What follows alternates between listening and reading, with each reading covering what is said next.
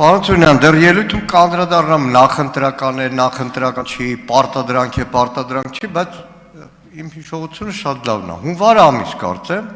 Քարորյանից տուն Թաթևոս Ավետիսյան հարգելի այսօր բացակայում է այդ տեղը փորձեմ լրացնել, թեև հաստատ չեմ կարող։ Թաթևոս Ավետիսյանն ասում աղբե, տասնյակ հազարավոր մարդիկ ստանում են մենակ աշխատավարձ, որը հարկայինը տեսնում է։ Որն է նպատակը ձեր ներդրած պարտադիր հայտարարման, եթե հարկայինը մեկ այդ թվերը ունի։ Եվ բազմաթիվ հիմնավորումներ այստեղ ներկայացրեցին, որ իզուր քաղաքացուն ծանրաբեռնում եք։ Գունավոր այստեղ այնքան պարզաբանումներ մտցրեցին, որ չէ, սա պարտադիր է։ Ու մտցրեցիք այս օրենքը, այնտեղ ամեն անգամ ինչ-որ զիջում բան։ Ուզում եմ հասկանամ, պարոն Թունյան, այսօր հոկտեմբերի 24-ն է։ Ինչը ստիպեց, ինչի հիման վրա դուք եւ կառավարությունը կամ քաղաքական մեծամասնությունը նոյեմբերի 1-ից մի քանի օր առաջ կամ մի քանի շաբաթ առաջ եզրակացրեցիք, որ անիմաստ է տասնյակ, եթե չասեմ 100 հազարավոր քաղաքացիների պարտադրել, որ իրենց աշխատավարձը, որը հարկայինը մեկա տեսնում է, կրկնակի անգամ չհայտարարագրեն եւ հարկայինը մեկա այդ բոլոր շարժերը տեսնում է։ Որն է եղել այն հիմնական պատճառը, ժողով է կարել, քաղաքացիներ են բողոքե, թե մոտ 700 քանի հազար քաղաքացիներից մոտ 100,000-ն է միայն հայտարարագիր լրացրել։ Դուք հասկացել եք, որ նոյեմբերի 1-ին տապալված մի համակարգի փաստի առաջ է կանգնելու, որովհետեւ կրկնում եմ, մեծ մասը քաղաքացիները, 100 հազարավոր քաղաքացիներ, ուղղակի այդ որոշումը հաշվի չեն առել եւ չեն լրացրել։ Պարոն Մանուկյան, ախր սկզբի ելույթում նշեցի, որ այս որոշումը կայացվել է ոչ թե ինչպես դուք եք ասում նոյեմբերի 1-ից 1-2 շաբաթ առաջ, այլ այս քննարկումը սկսել է շատ ավելի վաղուց եւ դեռ ասում եմ այս տարվա սկզբին մենք ասել ենք, որ նման փոփոխություններ ենք անելու։ Այսինքն առնվազն 7-8 ամիս առաջ այս փոփոխությունների մասին ասել ենք, եթե մի քիչ էլ հետ գնաք ու օրինակ նայեք մեր ելույթները, իմ եւ մեր գործընկերների, օրինակ ասել ենք, որ հաջորդ տարի երբ թոշակառուները կսկսեն հայտարարագիր լրացնել, պարզ է, որ իրենց համար շատ ավելի բարդ է լինելու, քան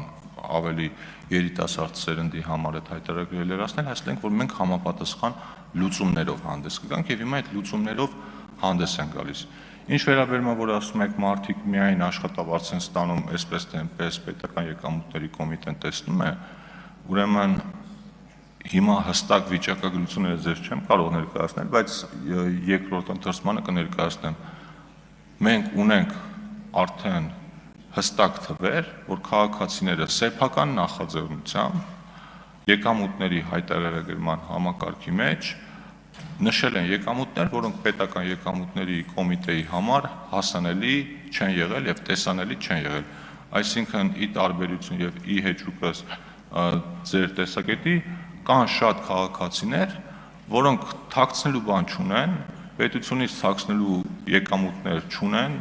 նման ցանկություն չունեն եւ եկամուտների հայտարարման համակարգը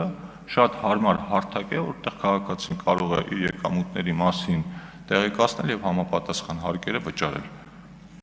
Այսքանը։ Արձագանք։ Պարոն Թունյան, այսօր ամսի 24-ն է, լավ երկու քվեարկությունով այսօր ընդունեցիք։ Նախագահային եք ուղարկում վավերացման, 10 օրյա ժամկետ։ Վագնա Խաչատրյան որոշել է, որ Ճապոնիա մի հատ պետք է գնա, մի հատ Ավստրալիա, մի հատ էլ Կանադա կգնա կանիները կտեսնի, հետ կգա,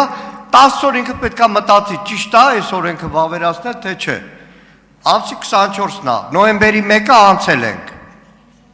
երբ որ վավերացվեց։ Նոյեմբերի 1-ով ձեր ընդունած օրենքով, ով չի ներկայացրել պարտադիր այդ հայտարարագիրը, տու գավում ա։ Հիմա, նոյեմբերի 1-ին, այս փոփոխությունը եթե վավերացված չեղավ, դեռ չեմ ասում են մյուս քաղաքացիները 100,000 կամ տասնյակ հազար, չգիտեմ թիվը, որը էլի չեն ներկայացրել այդ հայտարարագիրը։ Նոյեմբերի 1-ի դրությամբ մենակ աշխատավարձ ստացող քաղաքացիները տուգանվելու է, թե չէ, թե ձեր համար օրենքը կախված իրավիճակ, այսօր գործադրում եմ, վաղը չեմ գործադրում։ Պարոն Մանուկյան, կներեք, հիմա պատասխանեմ, թե չպատասխանեմ։ Պարոն Մանուկյան, նախագահը կհասցնի ստորագրել, կարծում եմ, մանավանդ, որ եթե մի քիչ, մի րոպե, պարոն Եղան, Պարոն Եղոյան, շատ Ուրտեղ եք իմաստուն պատասխան։ խոսքեր եք արտահայտում, բայց պետք չի տեղից արտահայտ։ Պարոն Եղոյան, նստեք։ Պարոն Մանուկյան, դադարեցրեք, պարոն Թունյան, շարունակեք։ ուրեմն նախագահը կարծում եմ կհասցնի ստորագրել, սա մեկ,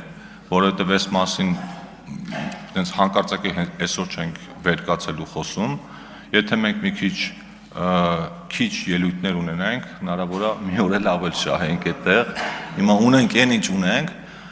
եթե չհասցնի նախագահը ստորագրել ձեր ասած այդ վատագույն տարբեր, պարոն Եղոյան, թողեք պատասխանեմ, էլի, համը թողեք թող պարոն Մանուկյանը լսի։